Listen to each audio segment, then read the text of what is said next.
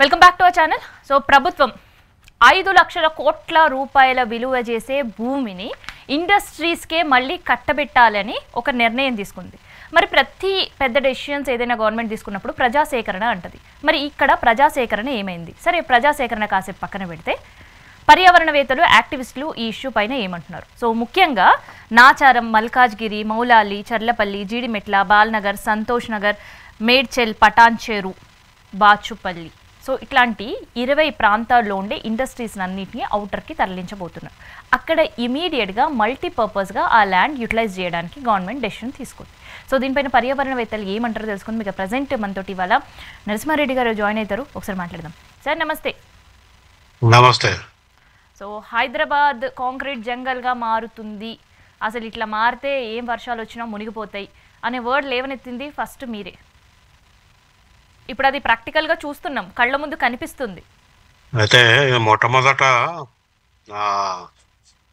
ఈ పాలసీ తీసుకొచ్చిండ్రు, జీవో వచ్చిండ్రు అని 2 రోజుల కిందట మనం చదివినాము. అయితే మొట్టమొదటి నా రియాక్షన్ అప్పటికే ట్విట్టర్లో పెట్టడం జరిగింది. ప్రధానంగా 2-3 విషయాలు అది ఇందులో అవి ఉన్నాయని ప్రభుత్వం కూడా ఒప్పుకుంది. ఒకటేమో పర్యావరణ పరంగా ఇక్కడ కాలుష్యం చేస్తున్న పరిశ్రమలు ఇంకెక్కడికో తీసుకుపోతామంటే మరి అక్కడ కాలుష్యాన్ని అనుమతిస్తారా, లేకుంటే కాలుష్య రహితంగా ఆ పరిశ్రమలు అక్కడికి వెళ్తున్నాయా అనేది మొట్టమొదటి ప్రశ్న. దానికి సమాధానం లేదు ఇప్పటి వరకు. ఇక ఇక్కడ 20-30 ఏళ్ళ నుంచి కాలుష్యం చేస్తున్నారు అని ప్రభుత్వమే ఒప్పుకుంది. మరి అది ఏ రకమైన కాలుష్యము? ఎందుకంటే మనం 3 రకాల కాలుష్యాలు మొదటి నుంచి చూస్తున్నాం. ఒకటేమో గాలి కాలుష్యము, రకరకాల వాయువులు, ప్రమాదకర వాయువులు గాలిలో వదులుతున్నారు. దాని మీద ఎట్లాంటి సమాచారం కానీ నియంత్రణ కానీ లేదు. ఇక రెండోది నీటి కాలుష్యం. అక్కడ ప్రతి పారిశ్రామిక ప్రాంతంలో భూగర్భ జలాలు అన్నీ కలుషితం అయిపోయినాయి. భూగర్భ జలాలతో పాటు సర్ఫేస్ వాటర్ ఏవైతే చెరువులు ఉన్నాయో, నాలాలు ఉన్నాయో, వీటన్నిటిలో కూడా ఈ పారిశ్రామిక వ్యర్థ జలాలు కలుస్తున్నాయి.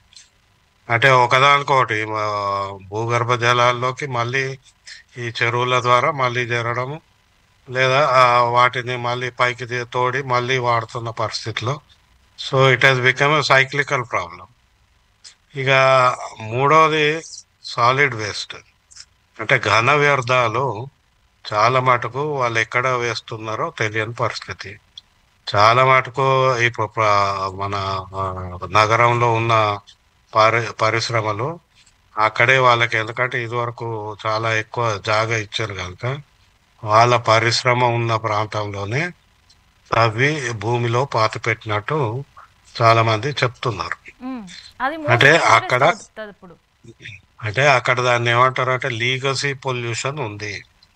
ఎప్పటి నుంచో చరిత్రాత్మక కాలుష్యం ఉంది. ఇప్పుడు ఆ కాలుష్యాన్ని తీసేసి శుద్ధి చేసి ఆ ప్రాంతాలను నివాస ప్రాంతాలుగా, మల్టీపర్పస్ ప్రాంతాలుగా చేస్తారా అనేది మనకు స్పష్టత లేదు. ఎందుకంటే ఇప్పుడు కేవలము ఒకటే లీనియర్ పాలసీ అంటారు దీన్ని, అంటే ఏ నుంచి బీకి పోవడం అంతే. దీనికి ఒక సంపూర్ణత లేదు, ఒక కాంప్రహెన్సివిటీ లేదు. వీళ్ళు ఏమంటారు, ఈ భూమిని ఇప్పటి వరకు పారిశ్రామిక భూమిగా వాడినాము, ఈ భూమిని ఇప్పుడు ఒక మల్టీపర్పస్ జోన్ అని పేరు పెట్టి, అంటే కమర్షియల్ అవుతుంది లేదా రెసిడెన్షియల్ అవుతుంది, లేదా 2 ఉంటాయి అందులో. అయితే కమర్షియల్ అయినా రెసిడెన్షియల్ అయితే ఇప్పుడు దాని మీద, ఆ కాలుష్యం మీద, ఆ కాలుష్య పరిసరాల్లో ఇల్లు కట్టుకున్నాక కుటుంబాలు వస్తాయి. మరి ఆ కుటుంబాల ఆరోగ్య పరిస్థితి ఏంటి? దీని గురించి ఏమన్నా అంచనాలు ఉన్నాయా? అందుకే నేను మొట్టమొదట నా రియాక్షన్ ఏముందంటే, have you done environment impact assessment? అంటే పర్యావరణ ప్రభావం ఒక అధ్యయనం చేసిండ్రా ముందు, ఇట్లా మారిస్తే దీని వలన జరిగే ప్రభావం ఏముంటుంది, ఇక్కడ మనం ఇంకా చేయాల్సింది ఏముంటుంది, ఇట్లాంటి ఒక అసెస్మెంట్, ఎన్వైరన్మెంట్ ఇంపాక్ట్ అసెస్మెంట్ అనేది చేస్తే అప్పుడు దానికి ఆ, ఒక సంపూర్ణత వచ్చే అవకాశం ఉంటుంది. ఆ తర్వాత ఒకవేళ కాలుష్యం లేదు, దీన్ని మారుద్దామంటే అప్పుడు అది ఒక ఒక అంశంలో మనకు ఒక పూర్తి అవగాహన వచ్చినట్టు. అసలుకి అది పాసిబుల్ ఉంటుందా సార్, ఒక రెసిడెన్షియల్ ఏరియాని ఒక మల్టీపర్పస్ జోన్గా మార్చడం అనేది? వెదర్ అది కమర్షియల్ అయ్యి ఉండొచ్చు, లేదంటే రెసిడెన్షియల్ అయ్యి, అక్కడక్కడ అసలు ఉండే పరిస్థితి ఉంటుందా? ఉంటది, ఎందుకంటే ఇది నగరం మధ్యలో ఉంది. నగరం చుట్టూ ఆ ప్రాంతాల చుట్టూ కూడా నివాస ప్రాంతాలు వచ్చినాయి.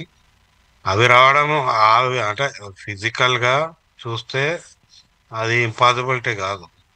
కానీ ఈ ప్రణాళిక పరంగా చూస్తే ఇప్పుడు మనం ఒక పారిశ్రామిక నాచారం తీసుకుందాం. నాచారం ఇండస్ట్రియల్ డెవలప్మెంట్ ఏరియాలో ఇప్పుడు దాన్ని మల్టీపర్పస్ జోన్గా వాడుతున్నమాట. అంటే అక్కడ పరిశ్రమలే ఉన్నాయి, నివాస ప్రాంతాలు లేవు. సరే, ఆ పరిశ్రమల్లో ఒక 1000 మంది కార్మికులు పనిచేస్తున్నారు అనుకున్నాం. ఇప్పుడు ఆ పరిశ్రమలు తీసేసి కొత్తగా ఒక మల్టీపర్పస్ జోన్ కింద ఆ ప్రాంతంలో ఎంత జనాభా వస్తారు? ఇప్పుడు ఒక 500 ఎకరాల స్థలం ఉంటే నివాస ప్రాంతాలు కానీ కమర్షియల్ కానీ కలిపితే ఆ ప్రాంతంలో అదనంగా ఒక 50,000 జనాభా అక్కడికి వచ్చి తీరుతుందంటే మరి ఆ జనాభాకి తగ్గ సదుపాయాలు కల్పిస్తారా అనేది మొట్టమొదటి ప్రశ్న. రెండోది, అక్కడ అంత జనాభా వస్తే మల్టీపర్పస్ ఇప్పుడు ఫ్లోర్ 10 ఫ్లోర్స్ 15 ఫ్లోర్స్ అపార్ట్మెంట్ వచ్చినాయి అనుకోండి. ఇప్పుడు అక్కడ road 80 feet road 50 feet road అంటున్నారు, అంటే అన్ని కార్లు వస్తాయి. మరి ఇప్పుడు మళ్ళా ఆ ప్రాంతంలో ఇప్పుడు నాచారం ఏరియాలో ఇప్పటికే ఆప్సిగూడ నాచారం ఇదంతా ట్రాఫిక్ జామ్లు ఉన్నాయి, సర్లేని పరిస్థితి. ఇప్పుడు అదనంగా మళ్ళీ ఒక 10,000 కార్లు 50,000 కార్లు వస్తే అక్కడ ట్రాఫిక్ ఏ విధంగా ఉంటుంది? మళ్ళీ అవి దీనివల్ల మళ్ళీ కాలుష్యము ఏర్పడుతుంది. ఆల్రెడీ ఉన్న కాలుష్యంకి అడిషనల్ గా జాయిన్ అవుతుందేమో, అదొకటి. రెండోది, నివాస ప్రాంతాలు అయితే నివాస ప్రాంతాలకు కావాల్సిన మౌలిక సదుపాయంలో మొట్టమొదటి మంచినీళ్ళు, నీళ్ళు కావాలి. అయితే ఇండస్ట్రీస్ ఎక్కడున్నా కూడా మాక్సిమం మనం ఇప్పుడు హైదరాబాద్ లో చూస్తున్నాం గ్రౌండ్ వాటర్ పరిస్థితి సో ఎట్లా ఉంది అనేది. గ్రౌండ్ వాటర్ ప్రతి పారిశ్రామిక ప్రాంతంలో కూడా గ్రౌండ్ వాటర్ టెస్ట్ చేయి, అక్కడ నీటి పరిస్థితి, నీటి నాణ్యత పరిస్థితి, ఆ నీటిలో ఎట్లాంటి కలుషితాలు ఉన్నాయి ముందు మనం ఒక పరీక్ష చేయాలి. ఆ చేస్తే అప్పుడు నివాస ప్రాంతాలు వచ్చే అవకాశం ఉంటుంది. నేను అందుకంటే ఇప్పుడు వాళ్ళకి కన్వర్ట్ చేస్తే అయిపోదు కదా, నీళ్లు కావాలి. వాళ్ళు నీళ్లు భూగర్భ జలాలు వాడతారు. 60% మన తెలంగాణ హైదరాబాద్లో ప్రతి అపార్ట్మెంట్లో 60-70% నీళ్లు భూగర్భ జలాలే.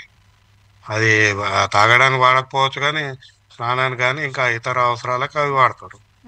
మరి ఆ అవసరానికి కూడా తగ్గ నీళ్లు లేవు. అది ఇప్పటికే మీరు హుసేన్ సాగర్ మన సరూర్ నగర్లో ఇదివరకు అక్కడ సిరీస్ అని కంపెనీ ఉండింది, వాళ్ళు పోయినాక ఈ మధ్య అక్కడ అపార్ట్మెంట్ కట్టడానికి అవకాశం ఇచ్చారు. ఆ కింద 30 ఏళ్ళు అయింది, అది క్లోజ్ అయ్యి 30 ఏళ్ళు అయింది. ఇప్పటికీ ఆ భూగర్భ జలాలు కలుషితమైన నీళ్లు వస్తున్నాయి. అక్కడ ఎవరు ఆ నీళ్లు వాడరు, వాళ్ళు బయట నుంచి కొనుక్కుంటారు లేదా ట్యాంకర్లు తెప్పించుకోవాలి. 30 సంవత్సరాలైనా భూగర్భ జలాల పరిస్థితి అట్లే ఉంటే సో ఇమీడియట్ యాక్షన్ ప్లాన్ గా ప్రభుత్వం షిఫ్ట్ చేయాలి, స్టార్ట్ చేయాలి అక్కడ వర్క్ అని అనుకుంటుంది. మరి అక్కడ ఉండే గ్రౌండ్ వాటర్ పరిస్థితి ఏంటి అసలు? అదే చాలా ఘోరంగా ఉంది. చాలా చోట్ల భూగర్భ జలాలు కలుషితమైన పారిశ్రామిక ప్రాంతాల్లో ఖచ్చితంగా కలుషితమైనవి. అందులో మీకు మల్లారం ఇండస్ట్రియల్ ఏరియా కావచ్చు, జీడిమెట్ల కావచ్చు, పటాన్చెరు కావచ్చు, ఇవన్నీ కూడా కలుషితం అయిపోయినాయని గ్రౌండ్ వాటర్ డిపార్ట్మెంట్ రిపోర్ట్లే ఉన్నాయి. అయితే అందులో ఎంత ప్రమాదకరమైనది ఉందనేది మనం కంప్లీట్ టెస్ట్ చేస్తే కానీ తెలీదు. లెడ్ కంటెంట్ ఉండొచ్చు, రకరకాల కెమికల్స్ ఉండొచ్చు అందులో. ఇది ప్రాపర్ వేనే అనిపిస్తుందా మీకు? ఇది కరెక్ట్ కాదు. మేము చెప్పేది అదే. ఇప్పుడు భూమిని మార్చడం అనేది చూసుకుంటున్నారు కానీ ఉమ్, మొత్తము ఆ, దీని వలన జరిగే ప్రభావం గురించి, దీని వలన జరిగే రాబోయే మార్పుల గురించి అంచనా లేదు. ఉమ్, అంటే గవర్నమెంట్ కేవలం మనకేం చెప్తుంది, పరిశ్రమలు, కాలుష్య పరిశ్రమలు బయటకు తీసుకెళ్తాము అంటున్నారు. ఉమ్, కాలుష్య పరిశ్రమలను నియంత్రించాలి ఫస్ట్. నియంత్రించకుండా బయటకి ఇవ్వడం ఏంది? అంటే అక్కడ కూడా మళ్ళీ కాలుష్యం చేసుకోవాలి. అంటే ఇట్లా నిరంతరం ఇదే పని. కాలుష్యం చేసుకుంటూ వాళ్ళకి భూమి ఇచ్చి, ఉమ్, ఇన్సెంటివ్స్ ఇచ్చి, ఆ, ఇప్పుడు ఈ పాలసీ వలన ఇంకోటి ఏమవుతుందంటే, కాలుష్యం చేస్తున్నారు అని గుర్తించిన ప్రభుత్వము ఉమ్, మళ్ళీ వాళ్ళకి ఎంకరేజ్మెంట్ కొరకు మేము ఇన్సెంటివ్స్ ఇస్తున్నామని చెప్పడం. ఉమ్, ఎక్కడ పొల్యూటర్ పేస్ ప్రిన్సిపల్ అనేది ప్రపంచం అంతటా ఉంది. అంటే కాలుష్యం చేసేవాడు ఆ పరిహారం కట్టాలి అని. ఉమ్. ఇక్కడ కాలుష్యం చేసేవాడికి పెనాల్టీ లేదు. ప్రభుత్వం పరిహారం ఇస్తుంది రివర్స్. నువ్వు ఇక్కడ కాదు, ఇంకెక్కడికో పోయి చేసుకో, ఉమ్, నీకు ఈ భూమిని వ్యాపార సముదాయంగా వాడుకో, ఉమ్, లాభాలు పొందు, ఈ లాభాలు అక్కడ పెట్టు. ఉమ్. అంటే వీఆర్ ఇన్సెంటివైజింగ్ పొల్యూషన్. ఇంతకంటే ఘోరమైన విధానం ఎక్కడ ఉంటుంది? ఇంకా పోనీ ఇప్పుడైనా ప్రభుత్వం వాళ్ళకి అట్లీస్ట్ పనిషబుల్గా పెనాల్టీస్ వేయకుండా ఇట్లాంటి భూమి మీకు ఒక 30% పే చేస్తే చాలు అనే డెసిషన్ వల్ల బయట ఎక్కడో వెళ్ళి పెట్టుకున్న తర్వాత కూడా అక్కడ కూడా వాళ్ళు అదే పరిస్థితి ఉంటుంది కదా, సేమ్ మళ్ళీ ఇదే పొల్యూషన్ అక్కడ కూడా చేస్తారు. ఆల్రెడీ ఇండస్ట్రీస్ చాలా వరకు గైడ్ లైన్స్ పాటించని పరిస్థితి కళ్ళ ముందు కనిపిస్తుంటుంది. ఇండస్ట్రీకి సంబంధించిన గైడ్ లైన్స్ పాటించకుండా ఎట్లా ఇబ్బంది పడుతుంటారు అక్కడ రెసిడెన్షియల్ అనేది. అయినా ఇంకా గవర్నమెంట్ ఇట్లాంటి డెసిషన్ ఏంటి? ఇంకా ఎంకరేజ్మెంట్ అయినా పొల్యూషన్ బాగా చేసేయండి, హైదరాబాద్లో ఉండే పర్యావరణం మొత్తం నాశనం చేసేయండి అని. ఇప్పుడు అట్లే కనపడుతుంది. మనకు కాలుష్యం చేస్తున్నారు అని గుర్తించిన ప్రభుత్వము బయటకి తీసుకెళ్తామంటే సరే, అది బాగానే ఉంది అనిపిస్తుంది. ఉమ్, కానీ ఇక్కడ కాలుష్యం చేస్తున్నందుకు కాలుష్యం బాధ్యత వహించాలి కదా వాళ్ళు.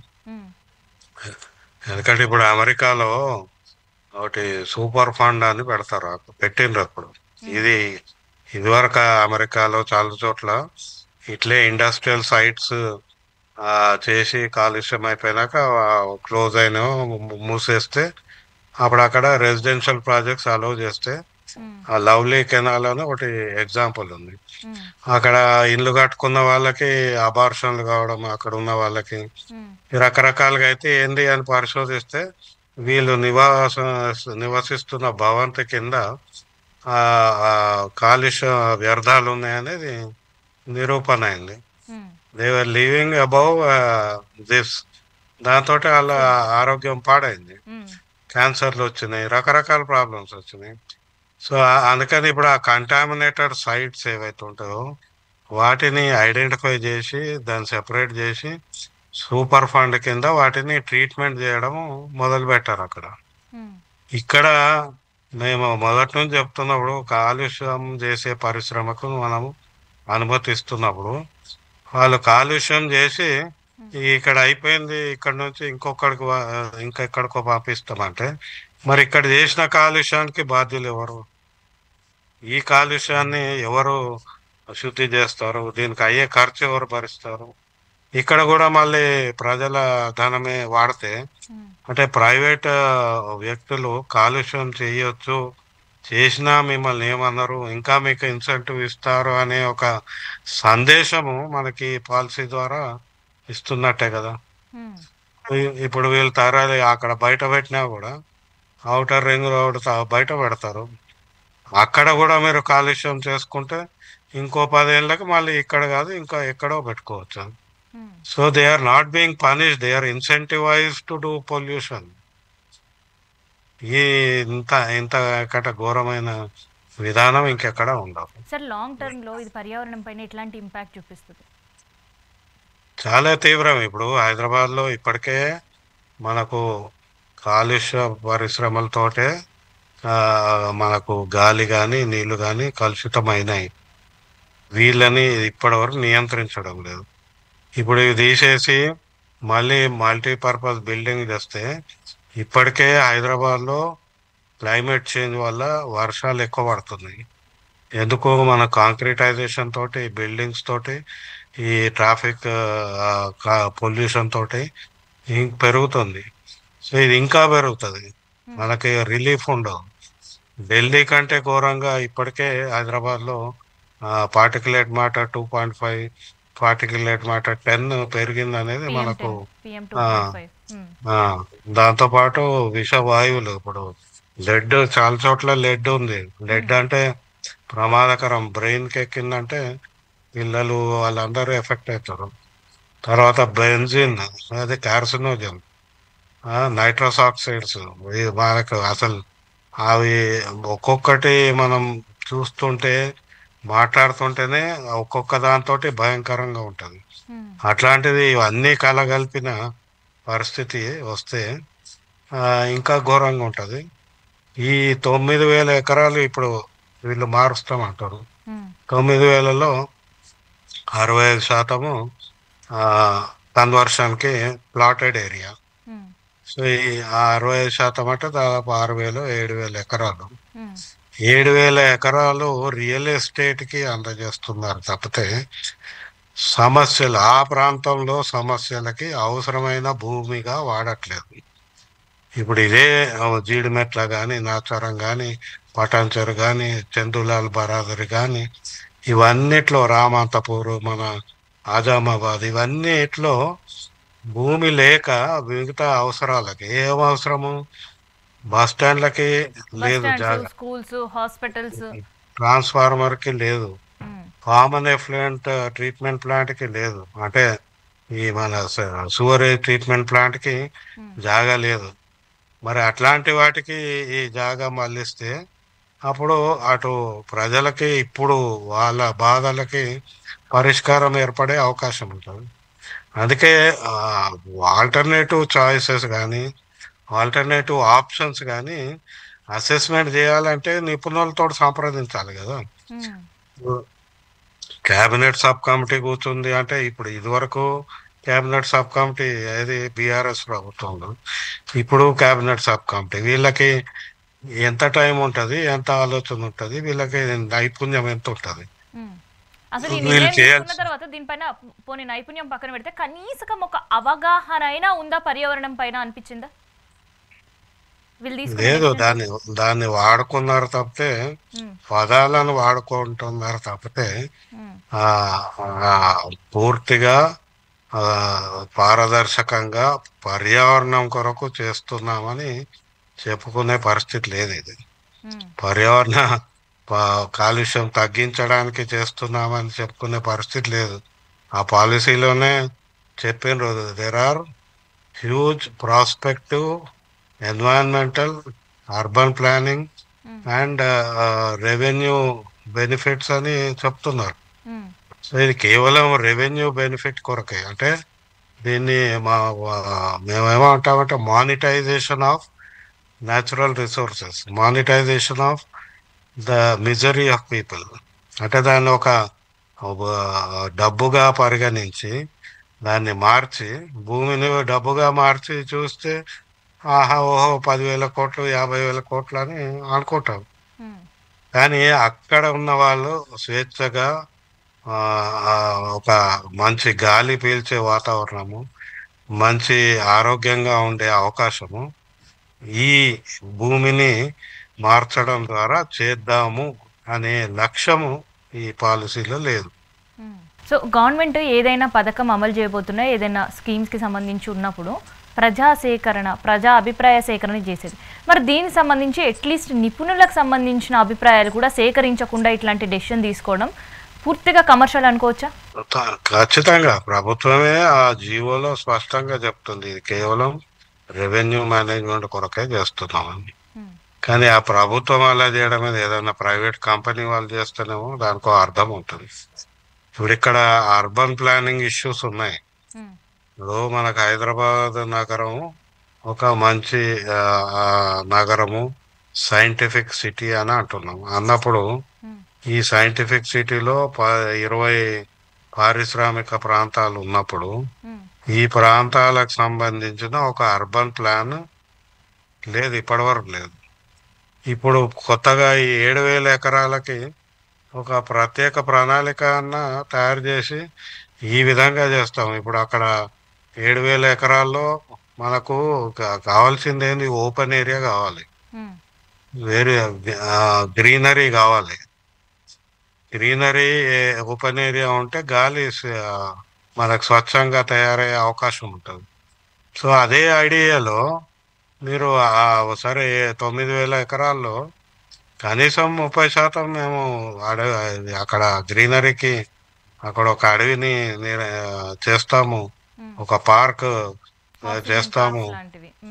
అట్లాంటివి చేస్తామని ప్రకటించుంటే అప్పుడు బ్యాలెన్స్డ్ అప్రోచ్ ఉందని అనుకునే అవకాశం ఉంది. ఉమ్. ఇందులో బ్యాలెన్స్ ఏమీ లేదు, ప్లానింగ్ అసలే లేదు, అంచనా కూడా అసలే లేదు. సమస్యలు ఏ సమస్య పోయి ఇంకే సమస్య వస్తుందని ఒక అంచనా కూడా లేదు. అయితే ఇక్కడ ప్రభుత్వం పైన ఒక విమర్శలు కూడా వినిపిస్తున్నాయి.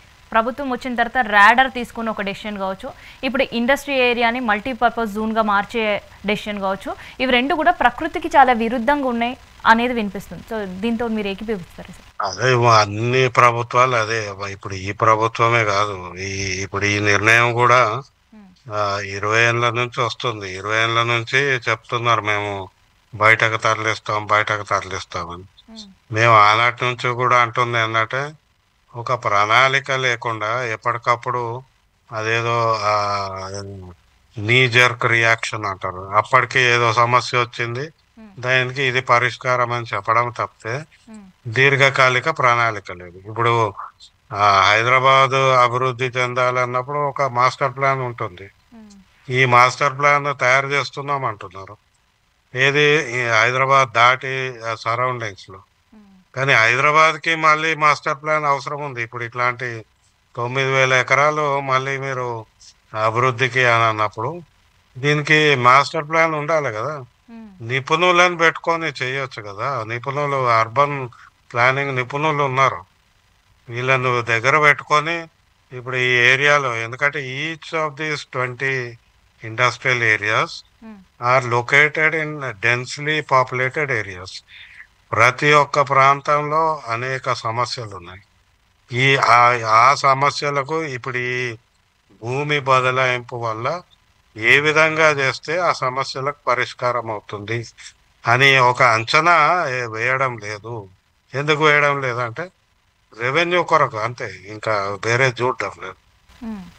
సార్ ఫైనల్గా ఒక క్వశ్చన్ అడగాలనుకుంటున్నాం మిమ్మల్ని. ఇప్పటికే హైదరాబాద్లో ఎంత ప్లానింగ్తో ఉన్నా హైదరాబాద్ పరిస్థితి వర్షం వస్తే ఎట్లా ఉంటుందో మీకు కూడా తెలిసింది.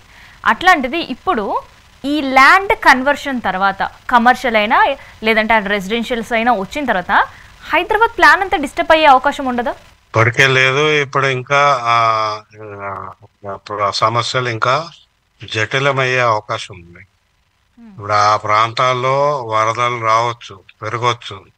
హీట్ పెరిగితే ఆ హీట్ వలన అక్కడ మళ్ళీ వర్షాలు, మనం ఇప్పుడు చాలా మంది నోటీస్ చేశారో లేదో, హైదరాబాద్ లో వర్షము ఒక్కో ప్రాంతంలో ఒక్కో విధంగా పడుతుంది. కుంభవృష్టి అంటే 1 కిలోమీటర్ తేడాలోనే వర్షం పడుతుంది. ఎందుకంటే ఆ ప్రాంతంలో హ్యూమిడిటీ కానీ, టెంపరేచర్ కానీ, వెదర్ కానీ, ఇది influence by this construction with buildings, ఆ లోకల్ ఎన్వైరన్మెంట్ వల్ల. అందుకే చెరువులన్నీ నాశనమైన చోట ఎక్కువ వర్షాలు పడుతున్నాయి. ఇవన్నీ అంటే ఆ మైక్రో క్లైమేట్ డిస్టర్బ్ అయిపోయి అక్కడ నివసించే వాళ్ళ అనారోగ్యం పెరుగుతుంది. ఇప్పుడు మీరు బాచుపల్లి అన్నారు, బాచుపల్లిలో చాలా మంది కొద్దిగా middle class, rich, upper middle class families, వాళ్ళకి అనారోగ్యం పెరుగుతుంది. ఎంత కాలుష్యం, గాలి కాలుష్యం మానేసిన పరిస్థితి అక్కడ ఉండే ఇండస్ట్రియల్ పొల్యూషన్ వల్ల వాళ్ళు. సో మనము చాలా స్వాంక్ ఏది నైబర్హుడ్ అనుకొని చాలా ఎక్స్పెన్సివ్, ₹1,00,00,000 ₹2,00,00,000 పెట్టుబడి పెడితే ఆ స్వచ్ఛమైన గాలి లేకుంటే అది అభివృద్ధి అని ఎట్లా అంటాం? సో ఈ ఇట్లాంటి జటిలమైన సమస్యలు ఇంకా ఎక్కువయ్యే అవకాశం ఉంది ఇట్లాంటి అనాలోచిత నిర్ణయాల వల్ల.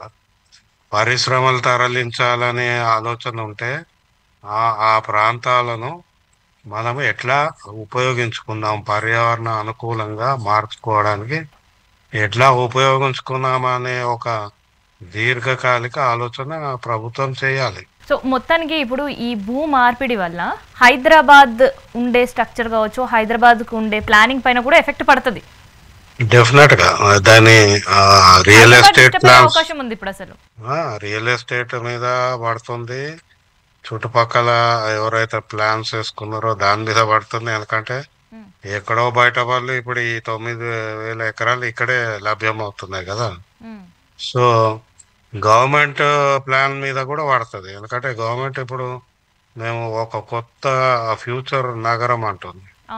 ఇప్పుడు ఇప్పుడు రాబోయే నగరానికి ఎవరు పోతారు? ఇప్పుడు ఇక్కడే 9,000 ఎకరాలు ఉంటే నగరం మధ్యలో ఉంటే ఇక్కడనే ఉంటారు. సో పెట్టుబడి వెళ్ళాలనుకోరు ఇంకా అప్పుడు. సో పెట్టుబడి అక్కడ పోయేది ఇక్కడికి వస్తుంది. తర్వాత ఇప్పుడు మెట్రో రైల్ phase 2 phase 3 అంటున్నారు. ఆ phase 2 phase 3 దగ్గరలో ఇవేవి లేవు. ఇప్పుడు పెట్టుబడి అటు పోయే పెట్టుబడి మళ్ళీ ఇక్కడే లాకప్ అయిపోతుంది. సో అంటే వాళ్ళు అనుకుంటున్న వర్గాలకు కూడా ఈ ఒకటేసారి 9,000 ఎకరాలు ఫ్రీ చేస్తే it will have a impact on their growth plans. పర్యావరణానికి అయితే ఉంది, అందులో మొట్టమొదటి నుంచి చెప్పేది పర్యావరణము ఇప్పుడు పూర్తిగా నాశనమైంది. ఇది ఇంకా దానివల్ల ఇంకా తీవ్రమవుతుంది తప్పితే పరిష్కారం కాదు. ఇది ఏ సమస్యకు పరిష్కారం కాదు. కేవలం సంపద 10 రూపాయలు ఉన్నోడికి ఇప్పుడు 1000 రూపాయలు వస్తాయి తప్పితే ఇంకా వేరే ఎట్లాంటి ప్రయోజనం లేదు. Thank you sir. సో ఇదనమాట ప్రభుత్వం తీసుకున్న నిర్ణయం ఇండస్ట్రీలని బయటికి పంపించాలని. సో దాన్ని ప్రతి ఒక్కరూ స్వాగతిస్తున్నారు. కానీ దానివల్ల ఏకంగా హైదరాబాద్ ప్లానే డిస్టర్బ్ అవ్వడంతో పాటు ఏదైతే ప్రభుత్వం 4th సిటీగా డెవలప్మెంట్ చేయాలి అని అనుకుంటుందో దానికి కూడా ఇంకొక డిస్టర్బెన్స్ అయ్యే అవకాశం ఉందని కూడా అంటున్నారు. మరి ఎటువంటి ఎవరి నుంచి అభిప్రాయ సేకరణ చేయకుండా ప్రభుత్వం తీసుకున్న అనాలోచిత నిర్ణయం వల్ల రేపొద్దున అక్కడ ఉండే రెసిడెన్షియల్స్ అయినా లేదంటే కమర్షియల్గా ఉండాలి అనుకున్న వాళ్ళకు కూడా ఆరోగ్య సమస్యలు తప్పవు. సో దానికి ఏకైక పరిష్కారం పర్యావరణవేత్తలు సూచించే సూచనలు పాటించడం మాత్రమే.